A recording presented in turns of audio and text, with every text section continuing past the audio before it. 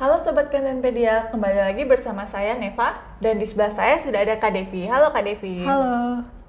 Nah, pada video kali ini kita akan membahas apa Kak? Di video kali ini kita akan membahas tentang perilaku toksik, kan Eva? Wah, menarik banget ya teman-teman. Kira-kira topik bahasannya apa aja nih Kak? Yang akan kita bahas ini ada apa sih itu perilaku toksik, ciri-cirinya gimana, dampaknya apa, dan gimana caranya supaya kita terhindar dari perilaku toksik. Oke, istilah toxic ini memang sudah sering kali kita dengar ya Kak. Ada toxic people, toxic parent, ada juga toxic relationship. Iya, betul kan Eva. Nah, yang akan kita bahas kali ini yaitu tentang toxic people, Kak. Nah, oke, biar nggak penasaran, mungkin Kak Devi bisa langsung aja masuk ke pembahasan Kak. Oke, kita mulai dari pengertiannya dulu nih. Apa sih itu toksik? Toksik kalau dalam bahasa Indonesia itu kan artinya racun ya, Kak. Nah, ini mengarah pada suatu perilaku atau tindakan yang dilakukan seseorang yang merugikan atau membawa pengaruh negatif kepada orang lain. Seseorang ini dapat dikatakan toksik ketika mereka membawa pengaruh negatif kepada orang lain dan juga menyusahkan atau merugikan orang lain, baik secara fisik ataupun emosional. Lalu untuk ciri-ciri orang toksik sendiri itu bagaimana Kak? Seseorang yang punya sifat toksik ini punya 5 ciri, kan Eva. Yang pertama, orang yang toksik ini adalah orang yang egois. Mereka selalu merasa dirinya benar dan cenderung mengabaikan pendapat atau perasaan orang lain. Lalu yang kedua, orang yang toksik ini mudah sekali untuk meremehkan dan juga merendahkan orang lain. Nah, mereka biasanya akan menyalahkan orang lain untuk hal-hal yang mereka lakukan dan mereka sulit untuk mengakui kesalahan ataupun meminta maaf. Yang ketiga, orang yang toksik ini tidak memiliki kepedulian, kan Eva. Jadi mereka biasanya berhubungan baik dengan orang lain hanya untuk mendapatkan keuntungan pribadinya. Lalu yang keempat, orang yang toksik ini adalah orang yang manipulatif, kan Eva. Jadi orang yang toksik ini mereka biasanya menggunakan orang lain sebagai alat untuk mencapai tujuan mereka. Dan yang terakhir, yang kelima, orang yang toksik ini udah pasti membawa dampak negatif atau pengaruh negatif ke orang-orang sekitarnya. Sehingga ketika orang toksik ini sedang memiliki mood yang tidak baik, biasanya orang-orang sekitarnya akan takut nih Kak, atau merasa canggung untuk berinteraksi dengannya. Lalu untuk dampaknya nih Kak, kira-kira apa sih dampak yang akan kita dapat jika kita berteman atau di sekitar kita tuh ada orang toksik gitu Kak? Untuk dampaknya udah pasti energi kita akan cepat habis, kan Eva. Jadi karena orang yang toksik ini membawa pengaruh negatif dan juga ketika kita menghabiskan waktu bersama dengan orang yang membawa pengaruh negatif, ini akan membuat kita cepat lelah. Bahkan tanpa disadari ini akan mempengaruhi kita juga saat kita sedang merasa baik-baik saja, seperti itu. Nah, bersama dengan orang yang toksik ini juga dapat membuat kita tidak bisa menjadi diri kita sendiri, Kak. Dan juga kita tidak bebas untuk mengekspresikan apa yang kita inginkan.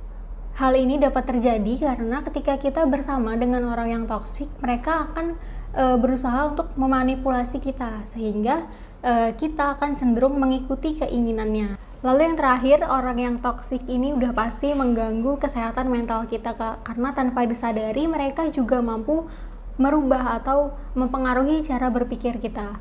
Mereka juga mampu untuk menghambat potensi yang kita miliki dengan cara membuat kita merasa pesimis dan juga rendah diri.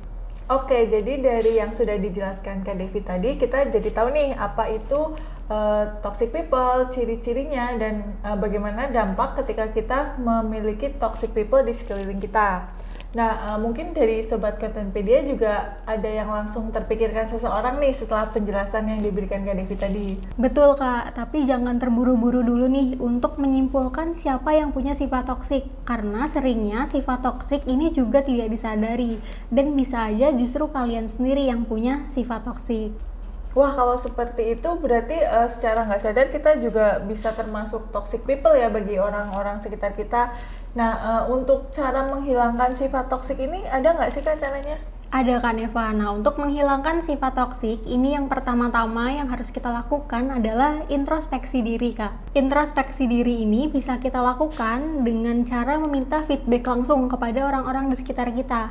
Dengan cara bertanya kepada mereka bagaimana keberadaan kita di sekeliling mereka, apakah mereka nyaman bersama kita atau ada hal-hal atau keluhan yang ingin mereka sampaikan kepada kita. Nah, pada langkah awal introspeksi diri ini mungkin nanti kita akan mendapatkan sebuah kritikan, Kak. Bisa aja kritikan itu kan bersifat negatif dan mungkin membuat kita tidak nyaman. Namun kita juga harus bersiap nih dan juga menerima bahwa kritikan tersebut dapat membuat kita menjadi lebih baik lagi ke depannya. Cara yang kedua yang bisa kita lakukan adalah dengan melatih empati, Kak. Empati itu kan kita belajar seolah-olah kita merasakan apa yang dirasakan oleh orang lain. Nah, ini bisa kita lakukan dengan cara menjadi pendengar yang baik, Kak, saat ada teman atau orang yang bercerita kepada kita.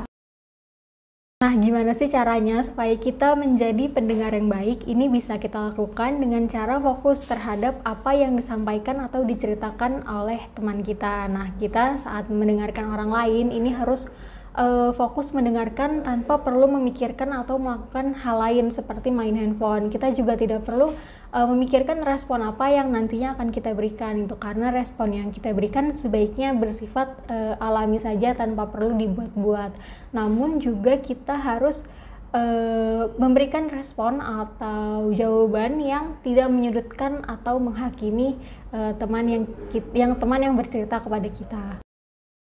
Lalu cara yang ketiga adalah dengan mengenali emosi dan juga mengendalikan emosi, Kak. Nah, cara untuk mengendalikan emosi ini kan ada banyak ya. Salah satunya adalah dengan melatih teknik pernapasan. Lalu yang terakhir ini, jika ketiga cara yang kita sebutkan sebelumnya tidak berhasil, sebaiknya kita meminta bantuan profesional untuk mendapatkan penanganan yang lebih tepat. Ini kita bisa meminta bantuan kepada profesional apabila ketiga cara sebelumnya itu terlalu sulit untuk kita lakukan. Seperti itu, Kak. Tepat.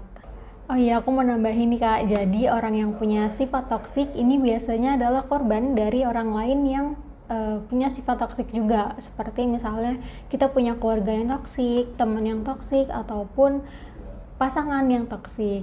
Nah, ini juga mungkin tanpa kita sadari memberikan luka kepada diri kita sehingga menyebabkan kita memiliki perilaku toksik akibat dari adanya hubungan yang tidak sehat antara orang lain dan juga diri kita sendiri. Baik, terima kasih Kak Devi atas informasi yang diberikan. Dari penjelasan Kak Devi tadi, kita jadi tahu apa itu perilaku toksik, ciri-cirinya, kemudian dampaknya, dan bagaimana mengatasi perilaku toksik dari diri sendiri. Begitu, Kak? Iya, betul kan, Eva.